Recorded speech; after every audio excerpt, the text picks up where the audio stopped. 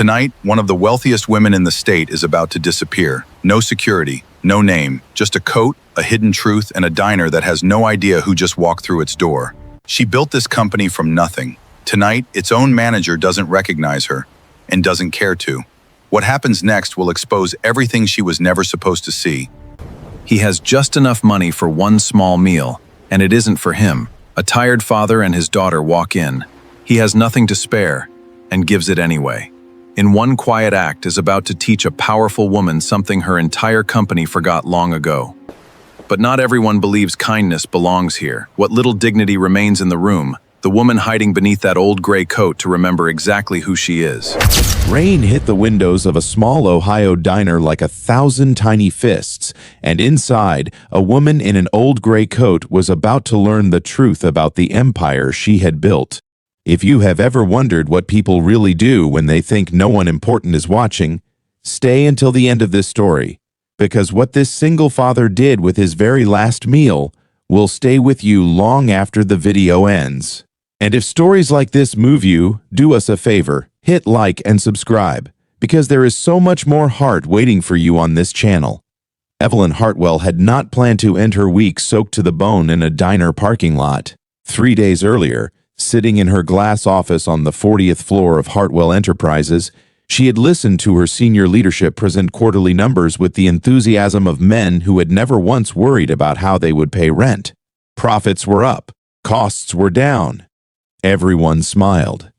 And yet something in the numbers gnawed at her, a hollow feeling she couldn't quite name until her assistant mentioned, almost as an afterthought, that the company's flagship community initiative, the Hartwell Table Diners, meant to offer affordable meals and dignity to anyone who walked through the door, had quietly become just another line item to trim. Evelyn's grandmother had started the very first Hartwell Table decades ago, in the depths of a hard winter, with a simple rule stitched into the company's earliest mission statement: no one leaves hungry and no one leaves ashamed. Evelyn had grown up hearing that story at every family dinner. She had built her entire empire believing she was still honoring it. But lately, whispers had reached her. Complaints buried in customer service logs, dismissed as noise, about managers turning away people who looked too poor, treating regulars like burdens instead of guests. She could have sent an auditor. She could have called a meeting. Instead, she did something almost no one in her position would consider. She decided to see it for herself, unrecognized, unprotected, and unannounced. She told no one but her driver, who dropped her 3 blocks from the diner so no company car would be seen anywhere near it. She had pulled an old gray coat from the back of her closet, one she used to wear hiking before life became boardrooms and shareholder calls, and left every piece of jewelry, every marker of wealth, locked in a drawer at home. She called herself Ellie Warren for the night, a name that felt foreign and strangely freeing on her tongue. By the time she reached the diner, the rain had soaked through the coat's collar, and her hair clung to her face in a way that made her feel, for the first time in years, invisible.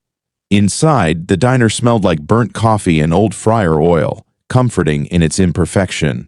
She slid into a corner booth, ordered the cheapest thing on the menu, a small cup of coffee, and waited, watching. That was when Grant Maddox noticed her. Grant had managed this particular Hartwell Table for 6 years, and in that time he had developed a very specific philosophy about who deserved to be there and who did not.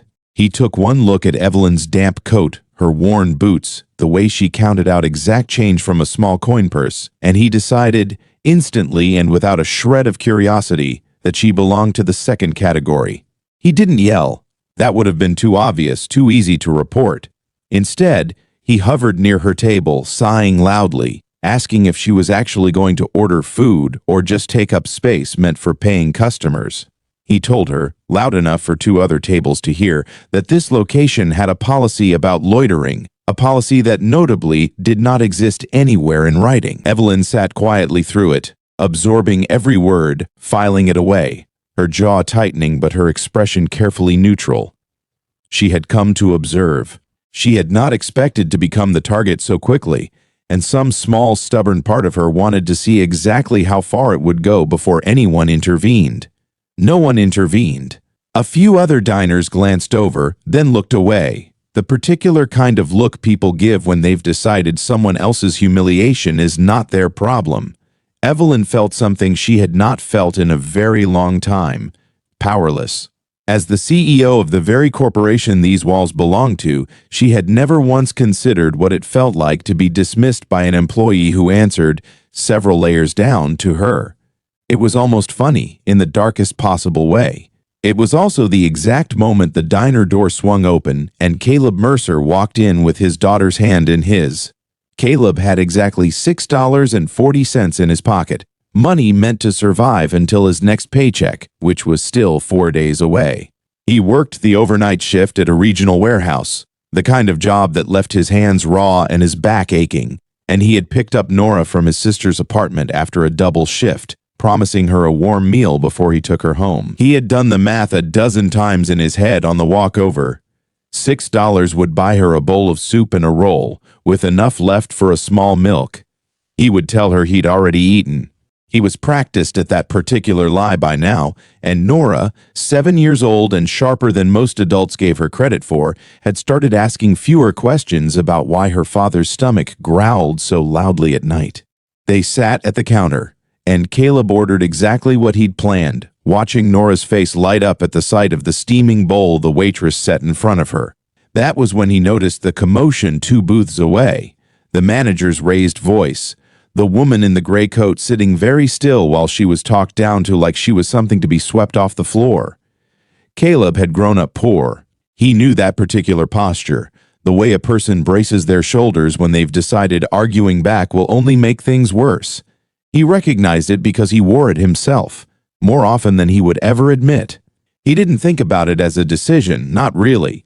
It happened the way instinct happens, faster than reasoning. He picked up his tray, the one meal he had scraped together for his daughter's dinner, and he carried half of it, the bread, and a portion of the soup, over to the woman's booth. He set it down in front of her without ceremony, without pity in his eyes, the way you might pass a napkin to someone who'd spilled something, as though this were the most ordinary transaction in the world. He told her only that the soup was good and that nobody should eat alone in weather like this. Then he sat down across from her, leaving Nora at the counter with the rest of the meal, and he simply let the silence between them be comfortable. Evelyn stared at the bowl for a long moment before she trusted her voice enough to thank him. She wanted to tell him who she was, wanted to explain that she didn't need his charity, that she could buy this entire diner without blinking. But something about the plainness of his gesture stopped her. He wasn't performing kindness for an audience. He hadn't checked to see who was watching. He had simply seen someone treated poorly and decided, with the very little he had, to even the scales in the only way available to him. She asked him carefully why he'd done it. Caleb shrugged and said that his mother used to tell him a meal shared is worth more than a meal eaten alone, and that some nights that was the only inheritance he had left of her. That was when Grant returned, emboldened rather than embarrassed by the interaction, and decided to make an example of both of them. He told Caleb loudly that if he had money to give away, he clearly didn't need whatever discount the diner extended to regulars, and he reached across the table, deliberately knocking the shared bowl of soup to the floor, the ceramic shattering, broth spreading in a dark stain across the tile. Nora gasped from the counter, half rising from her stool, and Caleb's jaw tightened, but he did not raise his voice. He knelt down calmly and began cleaning up the mess with a stack of napkins, protecting his daughter from the confrontation with his own composure, absorbing the humiliation so she wouldn't have to carry any of it home with her. What none of them noticed was the young cashier near the register quietly filming the scene on her phone, certain she was capturing proof of a manager's cruelty. The video would go viral within 2 days, but not the way anyone expected. Someone, somewhere in the chain of shares and reposts, clipped the footage down to a single misleading angle, one that appeared to show Caleb aggressively confronting an employee over a spilled meal, cutting the moment just before Grant's hand made contact with the tray. The caption that spread across every platform painted him as an unstable man threatening diner staff in front of his own child. By the following afternoon, Caleb had been suspended from his warehouse job pending investigation, and a caseworker from Family Services had left 2 messages on his phone regarding his custody arrangement with Nora, citing concerns about his conduct in public. Evelyn saw the video the next morning, forwarded to her by 3 different executives with expressions of concern about brand association. She recognized the booth immediately. She recognized the coat she'd been wearing, blurred in the background. And she recognized, with a cold, sinking fury, exactly what had been cut from the footage and exactly why. She called her head of security before she'd even finished her coffee and requested every second of unedited surveillance footage from that diner, time-stamped and untouched. What followed was not loud. Evelyn Hartwell did not storm into the boardroom or hold a press conference. She simply requested a full leadership meeting, the kind attended by every regional manager and vice president in the company, and she played the entire unedited footage on the largest screen in the building. She let them watch Grant's contempt build minute by minute. She let them watch Caleb share half of a meal he could not afford to lose. She let them watch a bowl shatter on the floor because one man believed cruelty was invisible as long as no one important was in the room.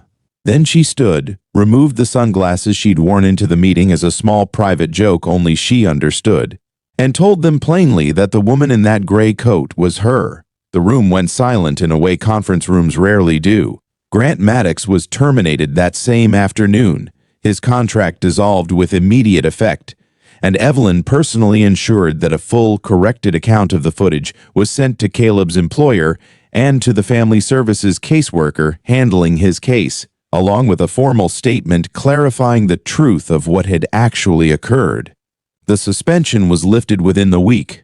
The custody concerns evaporated the moment the real footage came to light.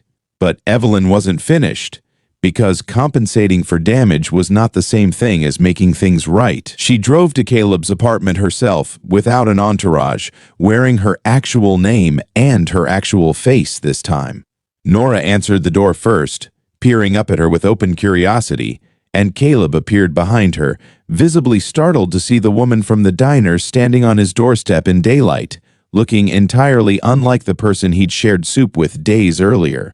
Evelyn told them everything. Her real name, her position, the reason she'd been sitting in that booth in a stranger's coat. She apologized, not with the polished language of a corporate statement, but plainly, the way one person apologizes to another when they've genuinely wronged them. She offered Caleb something more than an apology. She offered him a newly created position within the company, Community Meals Coordinator, overseeing every Hartwell Table location to ensure that what happened to him would never happen to anyone else under her company's roof.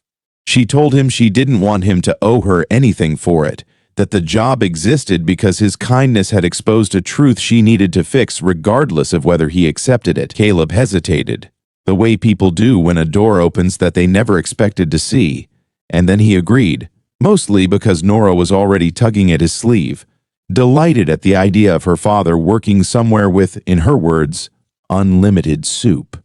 The days that followed the boardroom meeting were quieter than Evelyn expected, but no less demanding. She insisted on personally reviewing every regional manager's file, cross-referencing years of dismissed complaints she had never seen because they'd been filtered out long before they reached her desk. She discovered that Grant's behavior, while the most severe, was not entirely isolated, and rather than issue a single public apology and consider the matter closed, she commissioned an internal review that reached into every Hartwell Table location in the state. Some managers were retrained. A few, whose conduct mirrored Grant's in smaller, quieter ways, were let go as well.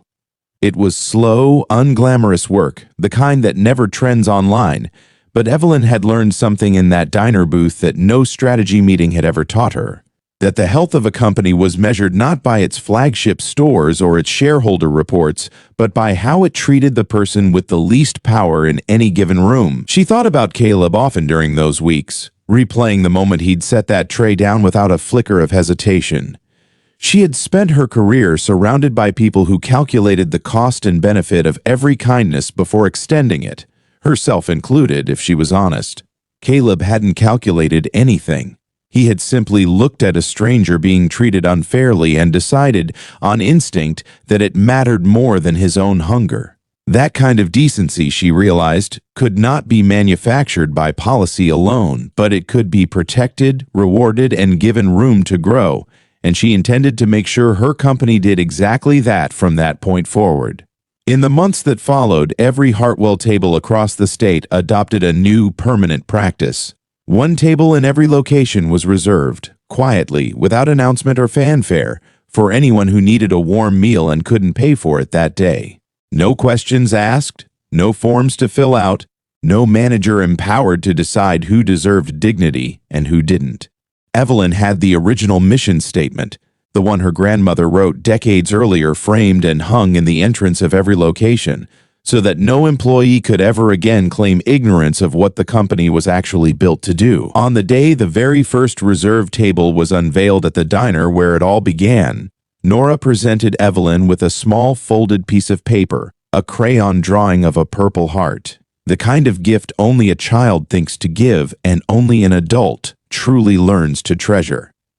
Evelyn kept that drawing framed on her office desk from that day forward, a small reminder every single morning that the measure of a company and a person was never found in the number on a balance sheet, but in what they were willing to give away when they thought no one was watching. Because in the end, a shared bowl of soup, offered by a man with almost nothing left to give, had done what 1,000 meetings and reports never could. It had reminded a powerful woman exactly who she was supposed to be, and it had proven, once and for all, that true wealth was never about what a person had, but about what they were willing to share.